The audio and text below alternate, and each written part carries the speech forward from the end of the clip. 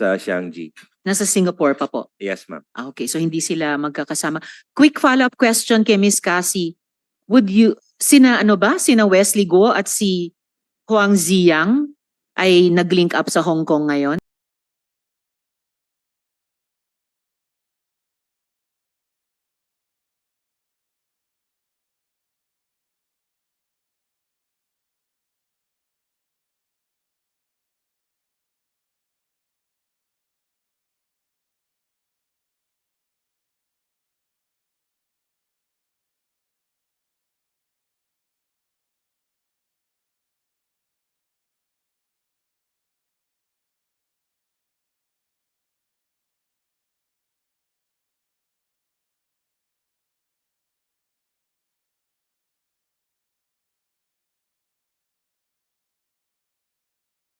And unreasonable na compartmentalization, which partly has led to this problem.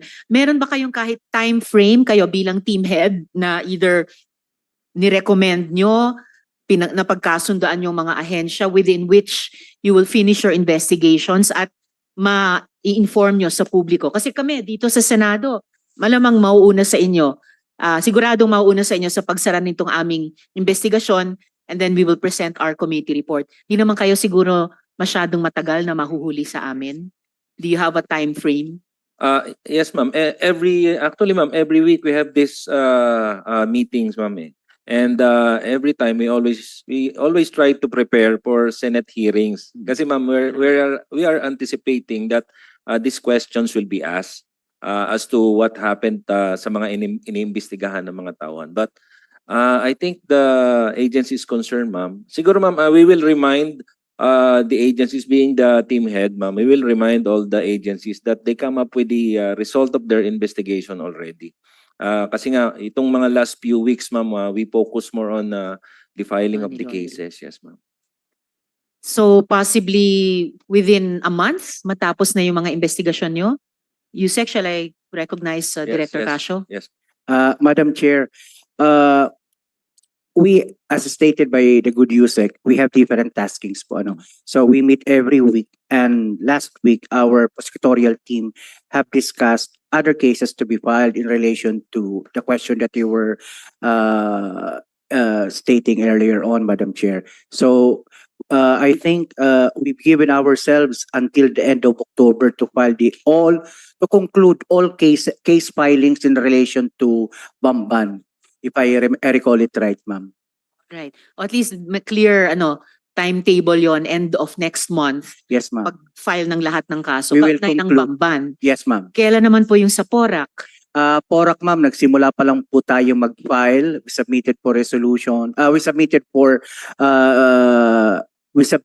the complaint, if I'm not mistaken, only last week in relation to Lucky South 99. So we would defer to the Department of Justice panel of prosecutors, ma'am, as to their timetable.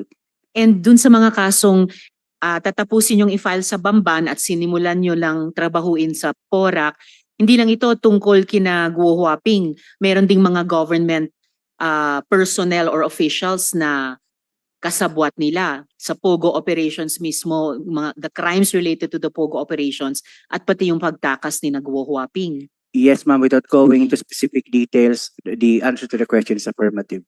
Alright, salamat. Kasi sa ngayon, para sa amin, yun yung isang malaking gap pa.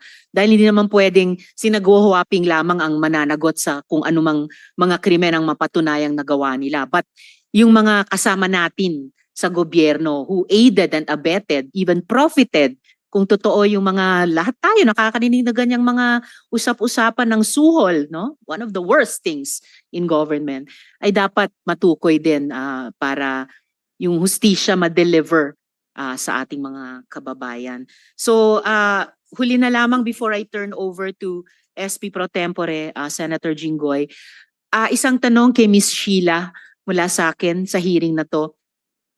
So ulitin ko lang, talaga bang hindi mo alam na ikaw ang may-ari ng Alicel? Hindi po. Kasi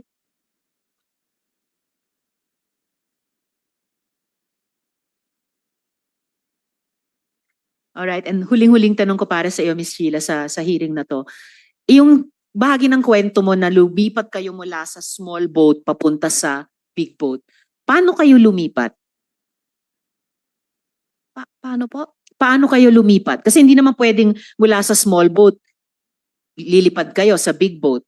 Pero nasa dagat kayo. So paano kayo lumipat from the small to the big boat? Meron kasi yung palang handanan ng bahaba. Paakyat May po. hagdan, Opo. ladder. Hindi ko alam kung anong tawag yun po. Yung hagdan ay dala sa small boat or galing sa big boat? Galing sa big boat.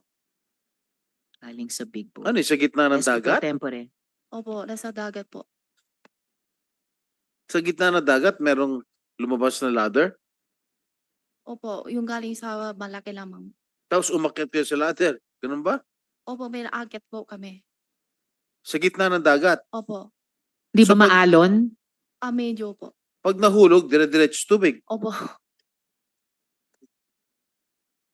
Oh, may mountain climbing na nangyayari dito. Kung totoo yung kwento mo, Miss Sheila. So, at this point, susunod na magtatanong, SP Pro Tempore, Senator Jinggoy. Thank you, have the Madam Chair. floor. Alias Alice, tumingin ka sa akin. Lumalabas na nakalap ng aking tanggapan, isa ka sa nagtayo ng 3 Lin Q Farm noong taong 2015. At ikaw mismo nagdeklarang CEO. Correct?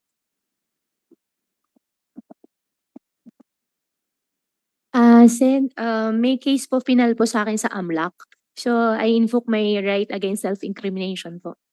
Sorry po. May mga dokumento na eh. Pinapa-confirm ko lang sa'yo.